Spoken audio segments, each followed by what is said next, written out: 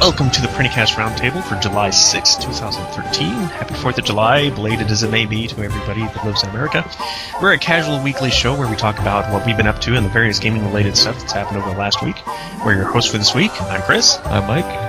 And this is Grover. Hello. In the background this week, you'll once again see some Kickstarter projects. I'm not sure if they're actually up to date. It's been a crazy week, but check out the links below if you're curious about any of them or want to help. I also want to make a little shout out to Cube World, a game that's made by a married couple out of Germany, which looks to be kind of the next big indie craze as the developer admits a huge love of games like Minecraft and World of Warcraft and Super Mario and Zelda, and it really shows because the game is a great blend of all of that. A giant procedurally generated world, dungeons and quests, lots of pets and loots with customizability and lots more. It's kind of got a Minecraft look, but it seems more gamey. But anyway, lots to that. It's not actually for sale yet, as the alpha launch killed the servers recently, so I guess he's had a lot of work to do to fix a lot of that stuff, but it's really looking good, and I'm noticing a lot of the big-time streamers are putting it up on their stuff.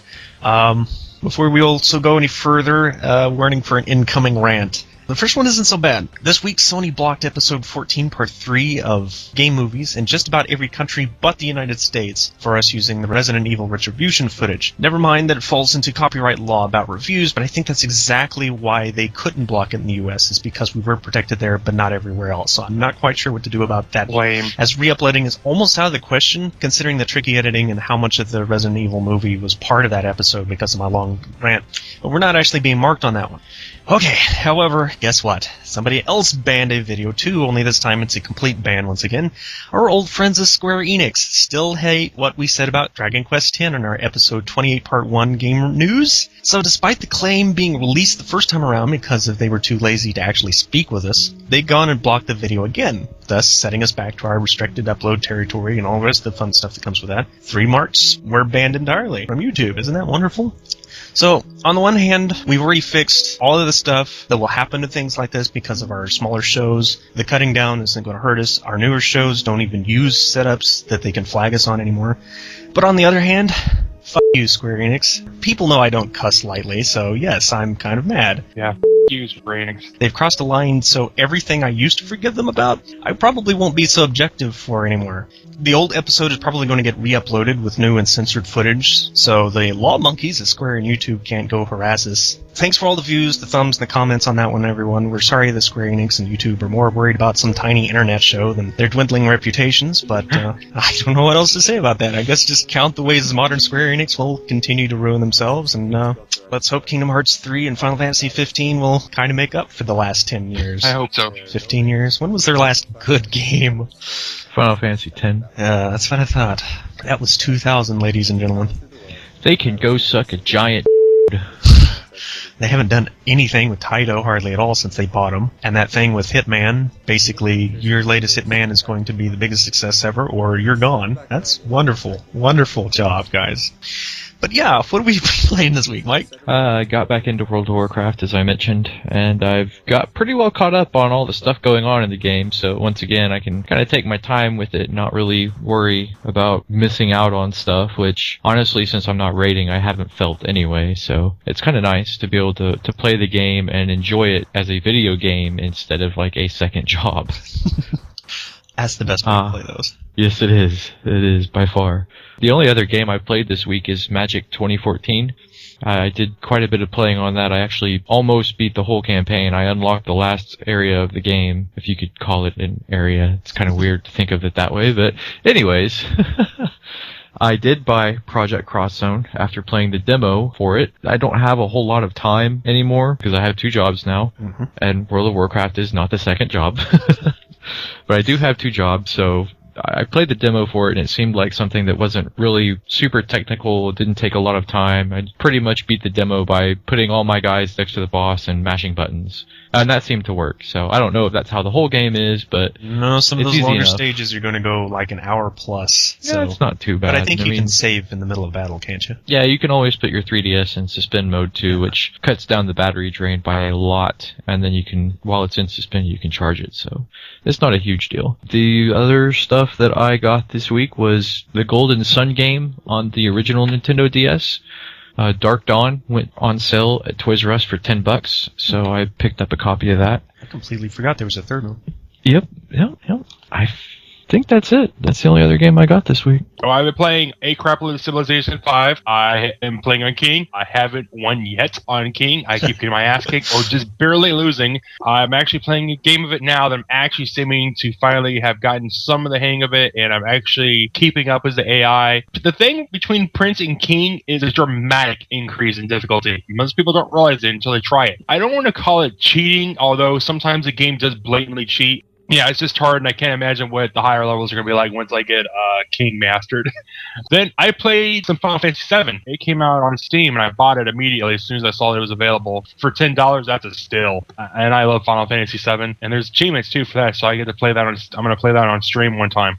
And then I played some Minecraft. We actually have a server up now. It's whitelisted because I don't want random assholes on my server reaping. I haven't been playing a whole lot, though. I got the beginnings of my base going. I got my Buildcraft power system somewhat going, and then I just kind of went back to playing Civilization because, the expansion's coming out and everything else, and I am just cracked out on Civilization, and that's how it's always been. I'll play it to death until I can't look at the game anymore, and then, that's that.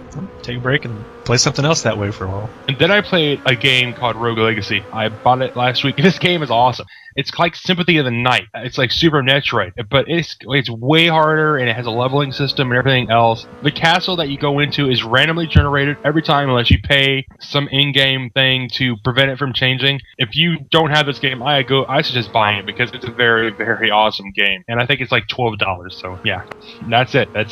Other than massive amounts of hours of Civ 5, that is it. Well, I've played a little bit of Congregate games, but most of my attention has been on PC gaming, aside from the printing plays, that is. I've gotten quite a few of those done and having some software issues again, so I didn't get as many as I wanted to, but because the printing plays I did with Counter-Strike, I've actually been playing it on and off. It's my new jump in and out game for the moment. I actually barely got back to Walking Dead this week, but the other Telltale games that I got at the same time as that one in that Humble Bundle, I beat the entirety of Wallace and Gromit Adventures, all 4 episodes, as well as Puzzle Agent 1, and I'm just about all the way through Puzzle Agent 2 as we speak. I think I'm just about to the end of it, because these games are only like 2-3 hours a piece, so it doesn't take you long to get through those. And that's pretty much all I've been up to, too. I would like to add on the whole Square Enix rant. My girlfriend recently wanted to start playing the Kingdom Hearts non-main series games, like Chain of Memories and 358, whatever, 2 days. I don't even know how you would say that. But I was against her buying it used because I like new copies of games, and I also like developers to get the money that they deserve for making the game. Mm-hmm. However, in light of recent events with Square Enix, I would just like to say I allowed her to buy it used, and they can go f*** themselves. Oh, and that was even before this. So yeah, I guess you're not at all happy with them either. No. I want to like them. Don't get me wrong, because I know there's a lot of talented people that still work there. Well, I'd say the same about EA. There's a lot of talented people that work for them, but they're still suckers to me. But I think their management, I think their legal team, and I think their heads, their CEOs and such, are making such horrible decisions. They're putting the wrong people in charge of directing games. Yep, they screw everything up. I know most of their old school team is gone, but still, guys, you gotta put a better foot forward than this. And before we end out the show, Amazon is having a gigantic digital games sumo. This could get. Amazon is having a gigantic digital games summer sale until July 14th, so we got a couple of weeks here. Well, one anyway. Things like both Batman Arkham City and Asylum Game of the Year versions for $12 as a double pack. You got a big Firaxis pack with XCOM Enemy Unknown, Civilizations 4 Complete, and Civilizations 5 Gold Edition for $20. Lots of Rockstar collections. One of them is a Steam collection of Bully, the Scholarship Edition, Grand Theft Auto Vice City, and San Andreas, Max Payne 2, and Midnight Club 2 for $15 for the entirety. Or, if you'd rather have Grand Theft Auto 4 with the complete set, Max Payne 3 with its complete set, and LA Noire for the complete set is $25. Or the Crazy Action Pack that gives you Borderlands 1 Game of the Year, Duke Nukem Forever, and Darkness 2 for $10. Half off on almost every Sims 3 goodies that there is, and a pack of 10 mystery games that are normally about $7 a piece, but you get them all together for $10, which includes stuff like Grey Matter and Black Mirror 2 and 3, Matahari, and so on from Viva Media, and lots more. So go have a look, not to mention the ongoing indie bundles like Humble's Weekly that is Toki Tori and Edge this week. I'm not sure about Indie Royale, as their current sale will be up Sunday, thus before we air this, I don't know what they're going to be doing. And I guess that's our show for this week. Thanks to longplays.org for their videos. Thanks to galaxypugs.com, home of the PrinnyCast forums. Follow Grover on Twitch TV, PrinnyCast_Grover. I cannot speak today. Mike on Twitch TV/Ruzaz to watch either of them when they stream their games. Grover's got a YouTube channel that is PCGOTW where he posts commentated gameplay. My channel is Maserati where you see me post some music and largely video game remixes. You can follow us on Twitter at PrinnyCast, and you can contact us via email at PrinnyCast@gmail.com. We'll see you next week. Goodbye. Bye.